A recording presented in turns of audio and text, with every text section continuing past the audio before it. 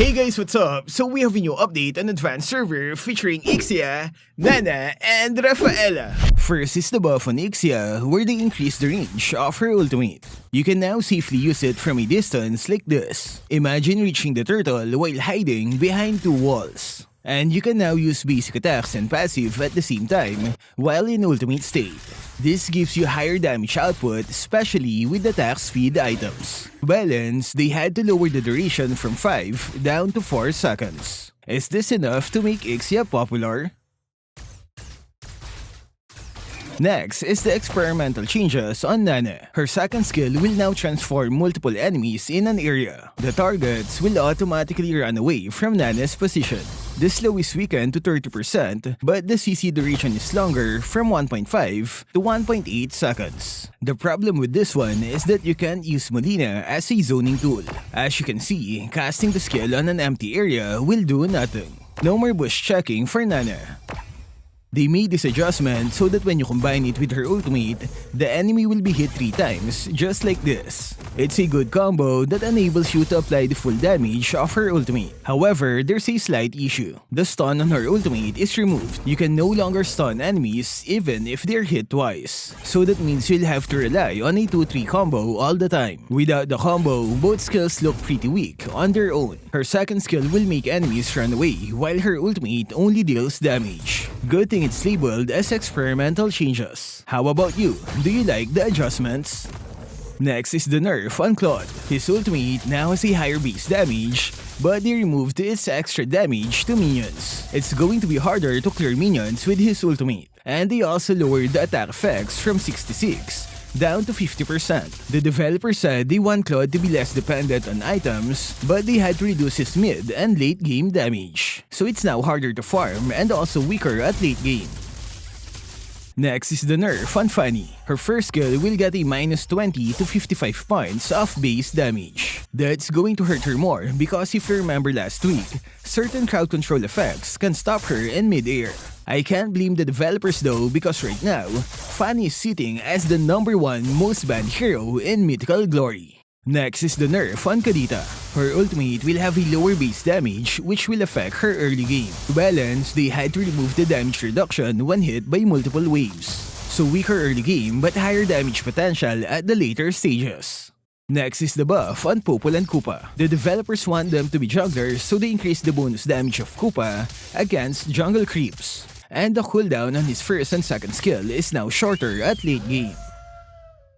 Next is the buff on Phoveus. His first skill will have better base and damage scaling, and his ultimate cooldown is now shorter by 6 to 4 seconds.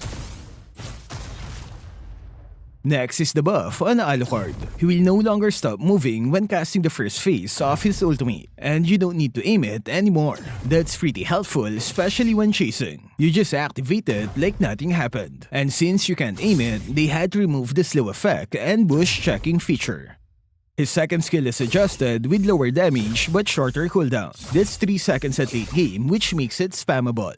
It will give him more chance to activate his passive skill. What can you say Alucard means? Do you like these changes? Next is the buff on Rafaela. The developer said they want to distinguish Rafaela from Oasis and Floryn by making her focus on providing extra speed. To do this, they will lower her healing ability but improve her movement buff. Her second skill will now remove slow effect and also grant slow immunity for 1.5 seconds. I think that's a pretty big buff. Imagine having the ability to grant slow immunity every few seconds.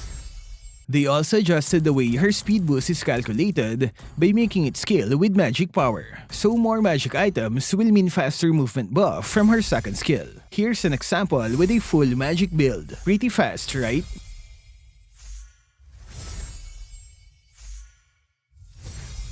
And remember, it can remove slow and grant slow immunity as well.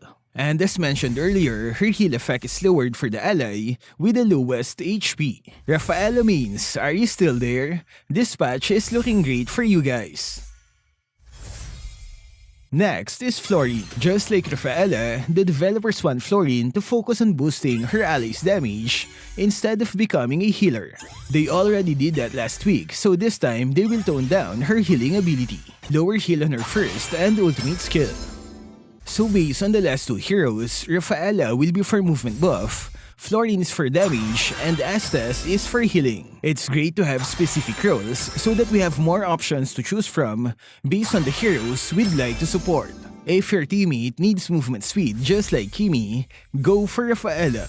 If they need higher damage like Bruno, go for Floryn. Next is the adjustment on Angela. They had to lower the shield scaling of her ultimate at late game. Compared to official server, this is still higher though. Next is Vexana. Her first skill eruption is back where it can terrify multiple enemies in an area. This was removed last week, that's why. Next is the nerf on Lolita's revamp. Shorter stun duration on her first skill, from 0.8 down to 0.5 seconds. Ultimate will now have weaker slow effect and lower base damage. That's gonna hurt her, especially the first skill stun.